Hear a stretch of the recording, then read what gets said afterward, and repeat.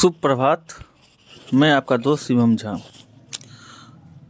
CDP का जो previous year question है, जो जीन पियाजे से संबंधित है, उस सभी क्वेश्चन को मैंने एक जगह करने का प्रयास किया है। आई होप आप लोग के लिए उपयोगी साबित हो। किसी भी परीक्षा की सफलता दो ही आधार पर निर्भर करती है। पहला PYQ previous year question plus syllabus, और दूसरा आपकी मेहनत। जब तक आप मेहनत नहीं करेंगे, आपकी सफलता का बुनियाद तैयार नहीं होगा। चलते हैं क्वेश्चन पर। पहला क्वेश्चन है, निम्नलिखित में से कौन सा उम्र समूह जीन पियाजे के संज्ञानात्मक विकास के सिद्धांत के मूर्त संक्रियात्मक अवस्था के समरूप है? जन्म से 2 साल, 2 से 7 साल, 7 से 11 साल, या फिर 11 साल से ऊपर। तो जैसा कि जानते हैं कि संज्ञानात्मक विकास के मूर्त संक्रियात्मक कॉन्क्रीट जो है वो 7 से 11 होती है। दूसरा क्वेश्चन है, जीन पियाजे के सिद्धांतों के अनुसार अनुकूलन किन दो मूल प्रक्रियाओं को समाहित करता है? तो जैसा कि हम सभी जानते हैं कि प्रसिद्ध मनोवैज्ञानिक जीन पियाजे के सिद्धांतों के अनुसार अनुकूलन दो मूल प्रक्रियाओं समायोजन और समावेशन को समाहित करता है। बच्चों में दुनिया के बारे में यह समझ विकसित करने की क्षमता होती है।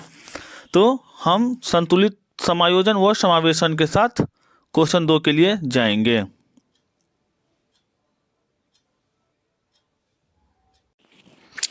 तीसरा क्वेश्चन है, जीन पियाजे के संज्ञानात्मक विकास के किस स्तर पर बच्चे लंबाई व भार जैसे गुणात्मक आधारों पर वस्तुओं को व्यवस्थित कर पाते हैं, परंतु अमूर्त संरचनाओं की संक्रियात्मकता में कठिनाई महसूस करते हैं? तो जीन पियाजे ने 4 अवस्थाएं दी हैं। SPCF, जब बच्चे लंबाई और भार में गुणात्मक विकास को जानने लगते हैं तो वो अवस्था मूर्त संक्रियात्मक अवस्था होती है, कॉन्क्रीट लेवल जिसको हम बोलते हैं। मूर्त संक्रियात्मक अवस्था जो जन्म से 7 से 11 वर्ष के बीच होती है। चौथा क्वेश्चन है, पियाजे के संज्ञानात्मक विकास के सिद्धांत के अनुसार स्वयं व पर्यावरण के बीच संतुलन की खोज की प्रक्रिया क्या कहलाती है? समायोजन, समावेशन, संगठन या सामीकरण? तो इसका उत्तर होगा सामीकरण। जब बच्चे स्वयं और पर्यावरण के बीच संतुलन खोजने की अवस्था में आ जाते हैं। पांचवा क्वेश्चन है, पियाजे द्वारा अधिगम को सुगम बनाने के लिए निम्नलिखित में से कौन सा कारक महत्वपूर्ण माने जाते हैं? पहला, शिक्षक की गतिशीलता। दूसरा, विविध सामग्रियों का प्रावधान। तीसरा, मध्य स्तरीय नवीन अनुभव प्रदान करना। चौथा, सकारात्मक और नकारात्मक पुनर्बलन सुनिश्चित करना।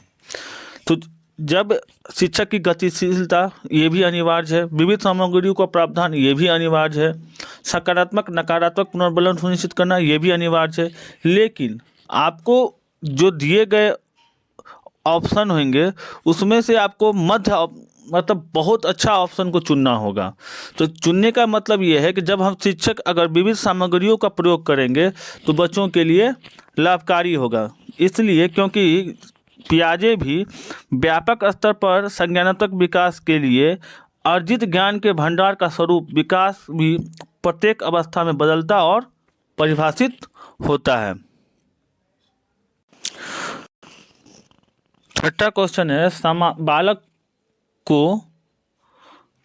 बालक के सामाजिक विकास को प्रभावित करने वाले तत्व हैं? आर्थिक, शारीरिक, इकोनॉमिक, फिजिकल, सामाजिक, परिवेशजन्य तत्व या दिमागी तत्व? तो बालक को कभी भी अगर प्रभावित करेंगे तो सामाजिक परिवेशजन्य तत्व ही प्रभावित करेंगे, क्योंकि बच्चे अपने आसपास, परिवार और अपने वातावरण के अनुरूप ही सीखना प्रारंभ करता है। पियाजे के सिद्धांत संबंधित हैं बालक के। ये क्वेश्चन कई बार रिपीट मूड में पूछा गया है कि पियाजे का सिद्धांत संबंधित है बालक के संज्ञानात्मक विकास से।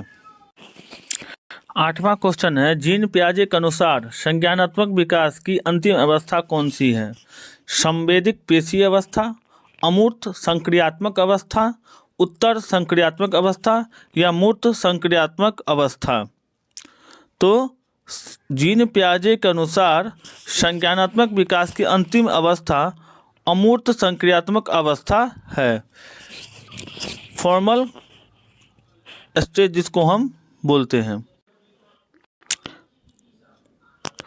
जीन पियाजे अपने संज्ञानात्मक विकास के सिद्धांत में संज्ञानात्मक संरचनाओं डैश डैश के रूप में वर्णित करते हैं। पहला, विकास का समीपस्थ क्षेत्र स्कीमा, जिसको मनोबंध भी कहते हैं, मनोवैज्ञानिक उपकरणों या उद्दीपक अनुक्रिया संबंध।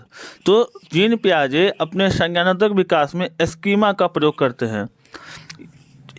स्कीमा से संबंधित क्वेश्चन भी आपको कई बार रिपीट मूड में आपको एग्जाम के अंदर देखने को मिले। 10वां क्वेश्चन है, पियाजे द्वारा दिए गए संज्ञानात्मक विकास सिद्धांत के अनुसार निम्न में से किस प्रक्रिया के द्वारा बच्चे स्कीमा में नए संशोधन अथवा नए स्कीमा का निर्माण करते हैं? समंजन, अनुबंधन, आत्मसातीकरण या प्रबंधन? तो समंजन के द्वारा बच्चे अपने स्कीमा में अथवा नए स्कीमा का निर्माण करते हैं। 11वां क्वेश्चन है, पियाजे के संज्ञानात्मक विकास की प्रथम अवस्था किस पर विजय पाने से संबंधित है? तो बच्चे जब थोड़ा सा बड़े होने लगते हैं तो सबसे पहले वो प्रतीकों और चिन्हों पर विजय पाने की कोशिश करते हैं। 12वां क्वेश्चन है, निम्नलिखित में से किसने सर्वप्रथम नैतिक विकास का सिद्धांत दिया? जैसा कि आप सभी जानते हैं कि सभी क्वेश्चन पियाजे चाचा से संबंधित है, तो हम भी पियाजे चाचा के साथ जाएंगे। 13वां क्वेश्चन है, बच्चों के संज्ञानात्मक विकास के संदर्भ में निम्नलिखित में से कौन सी पियाजे की संरचना है? तो पियाजे की संरचना हम जाएंगे स्कीमा के साथ। जीन पियाजे के अनुसार बच्चों का अमूर्त तर्क और तर्क कौशल किस दौरान विकसित होते हैं? औपचारिक परिचालन अवस्था में, ठोस परिचालन अवस्था में, पूर्वानुक्रमिक अवस्था में या इनमें से कोई नहीं? इसका उत्तर हो औपचारिक परिचालन अवस्था में। 15वां क्वेश्चन है, जीन पियाजे के सिद्धांत का प्रमुख प्रस्ताव है कि बच्चों की सोच गुणात्मक रूप से वयस्कों से भिन्न होती है। बच्चों की सोच वयस्कों से भिन्न होती है, बच्चों की सोच वयस्कों से बेहतर होती है, और लास्ट है, बच्चों की सोच मात्रात्मक रूप से वयस्कों से भिन्न होती है। तो निश्चित है बच्चों की जो सोच होगी वो मात्रात्मक रूप से वयस्कों से भिन्न होती है। ये क्वेश्चन भी कई बार रिपीट में पूछे जा चुके हैं। तो बच्चों की सोच गुणात्मक रूप से वयस्कों से भिन्न होती है।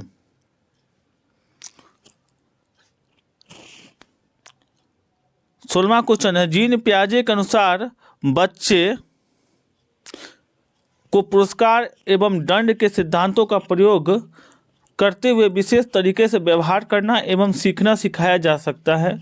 ज्ञान को सक्रिय रूप में संचालित करते हैं जैसे जैसे वे दुनिया में व्यवहार कौशल को प्रयोग करते हैं तथा अन्वेषण करते हैं। रचनात्मक अधिगम की प्रक्रिया का अनुसरण करते हुए दूसरों का अवलोकन सीखते हैं या इनमें से कोई नहीं?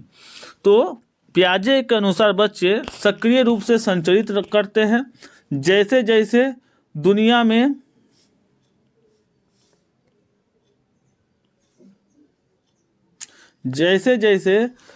में व्यवहार कौशल का प्रयोग करते हैं तथा अन्वेषण करते हैं। 17वां क्वेश्चन है, जीन पियाजे के अनुसार संज्ञानात्मक विकास का तृतीय अवस्था निम्न में से कौन सी है?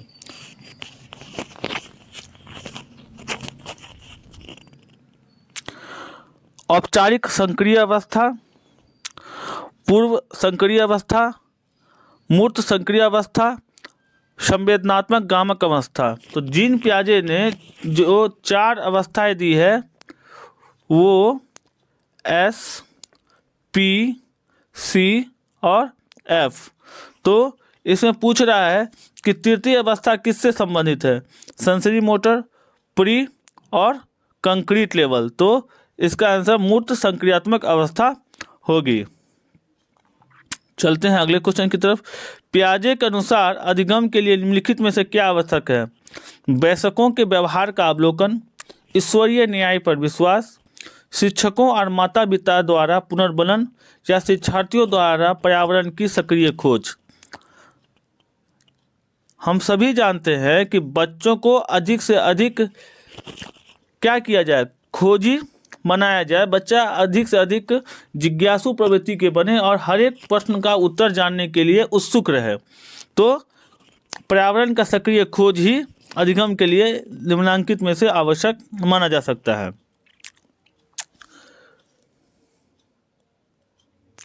पियाजे मुख्य रूप से किसके अध्ययन के लिए जाने जाते हैं? तो ये क्वेश्चन कई बार पूछा जा चुका है। पियाजे मुख्य रूप से संज्ञानात्मक विकास के अध्ययन के लिए जाने जाते हैं, जिन्होंने 4 अवस्थाएं दी है, एस, पी, सी और एफ। 0 से 2, 2 से 7, 7 से 11 और ये 11 से अधिक। पियाजे के अनुसार बच्चों का चिंतन वयस्कों से डैश डैश भिन्न होता है बजाय। तो पियाजे के अनुसार बच्चों का चिंतन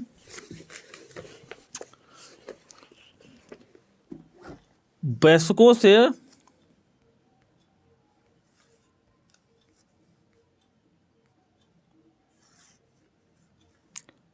प्रकार में भिन्न होता है बजाय मात्रा के। तो फिर हम इसी तरह छोटे छोटे क्वेश्चन का आप लोग के लिए लाते रहेंगे। आप लोग का कमेंट का इंतजार रहेगा। धन्यवाद।